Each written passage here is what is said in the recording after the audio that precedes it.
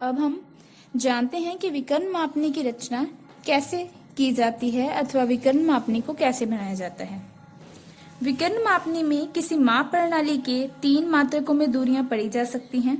जैसा कि आपको पहले ही बताया है कि जैसे कि हम सरल मापनी में किलोमीटर और हेक्टोमीटर तक दूरियां पढ़ते थे अथवा मील की फरलॉन्ग तक दूरियां पढ़ सकते थे, लेकिन इसमें मील, फरलॉन्ग और गज को भी पढ़ा जा सकता है। वहीं किलोमीटर, हेक्टोमीटर के साथ साथ डेकामीटर को भी पढ़ा जा सकता है, यानी कि 3 मात्रकों तक दूरियां पढ़ी जा सकती हैं। तो इसमें प्रथम 2 मात्रकों में दूरियां तो प्लेन स्केल जैसे हमने बनाई थी उसी प्रकार से प्रथम 2 मात्रकों की दूरियां बनाते हैं। लेकिन जो तीसरा मात्रक है, जैसे कि मैंने आपको बताया है मील, फरलॉन्ग और गज, जब हमने गज में दूरियां प्रदर्शित करनी है तो जो प्राथमिक भाग है उसमें जो उपभाग बने होते हैं उनके ऊपर आयत बनाए जाते हैं और आयतों पर कर्ण खींचकर गज में दूरी प्रदर्शित की जाती है। विकर्ण मापनी की रचना करते समय किन किन बातों का ध्यान रखना चाहिए? जो सबसे पहले ध्यान रखने योग्य बात है वह है सर्वप्रथम जो निरूपक भिन्न है उसके अनुसार ही मापनी की लंबाई खींची जाती है, यानी कि आप अपनी इच्छा से लंबाई नहीं खींच सकते हो। पहले निरूपक भिन्न के अनुसार लंबाई ज्ञात की जाती है, जैसे कि अपने कंपैरेटिव स्केल और प्लेन स्केल में कर चुके हैं। मापनी को प्राथमिक भागों, द्वितीयक और तृतीयक भागों में विभाजित किया जाता है।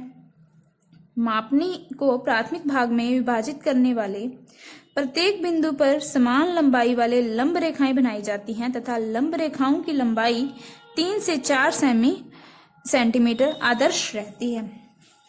मापनी के बाएं सिरे पर लंब को आवश्यकतानुसार समान संख्या को समान दूरी के अंतर पर विभाजित करते हैं। इन विभाजन बिंदुओं के मान नीचे से ऊपर की ओर लिखे जाते हैं।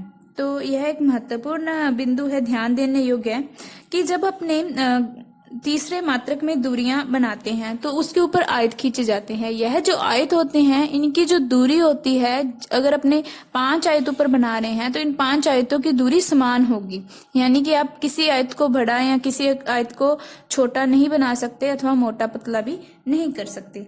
उसी प्रकार से जब अपने जहां से यह आयत अपनी मापनी को स्पर्श करता है वहां से शुरू करते हैं और ऊपर की ओर दूरियां लिखी जाती हैं, ना कि ऊपर से नीचे की ओर आना है।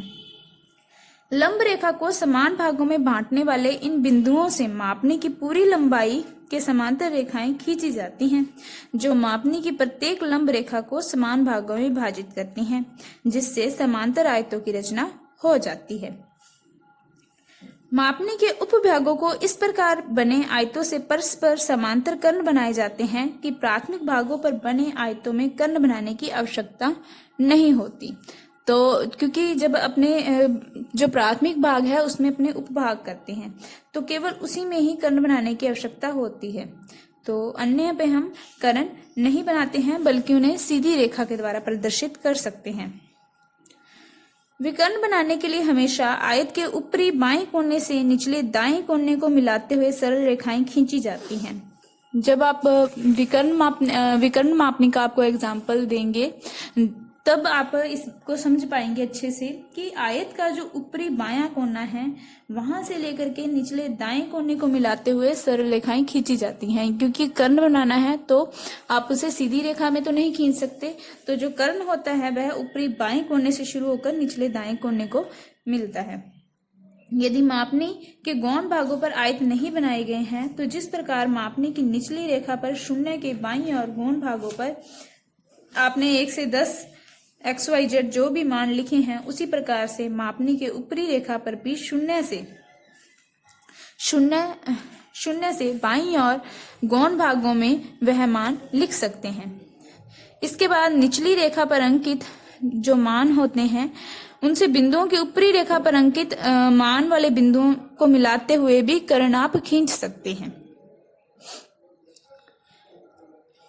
विकर्ण मापनी पर दूरियां प्रदर्शित करने के लिए समांतर रेखा पर शून्य के दाईं ओर किसी प्राथमिक भाग के लंब पर तथा शून्य के बाईं ओर उस समांतर रेखा से संबंधित विकिरण के छेदन बिंदु पर तीर के चिन्ह या फिर गुणा के चिन्ह लगाए जाते हैं।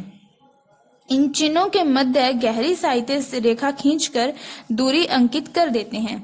यानी कि जो आपके क्वेश्चन में जैसे आ जाए कि दूरियां, जो दूरी है उसको 5 सेंटीमीटर अथवा 4 मीटर तक, मिलीमीटर तक पढ़ा जाए, तो ऐसे में आप जहां पर आपके 5 सेंटीमीटर बन रहे हैं उस एरिया को आप डार्क कर दोगे थोड़ा, ताकि जो अपने क्वेश्चन में जितनी दूरी बताई हुई है वह अपने डायगोनल स्केल में प्रदर्शित हो जाए। अंत में बनी हुई विकर्ण मापनी के मध्य में कुछ ऊपर प्रदर्शक भिन्न लिखी जाती है। यानी कि जब हम डायगोनल स्केल बना लेते हैं तो उसके ऊपर उसकी आरएफ अथवा निरूपक भिन्न, प्रदर्शक भिन्न भी जरूर लिखते हैं, ताकि जिससे यह पता चल सके कि यह जो मापनी बनाई गई है इसकी आरएफ कितनी है। तो यह कुछ बिंदु थे जब हम अपने डायगोनल स्केल बनाते हैं तो उन्हें बनाते समय ध्यान में रखे जाते हैं। आशा है कि आपको समझ में आ गए होंगे, और जो भी आपका ये डाउट है, जो भी आपको नहीं समझ में आ रहे, जब अपने डायगोनल स्केल का एग्जाम्पल करेंगे तो आप इसे तब अच्छी तरह से समझ जाओगे। धन्यवाद।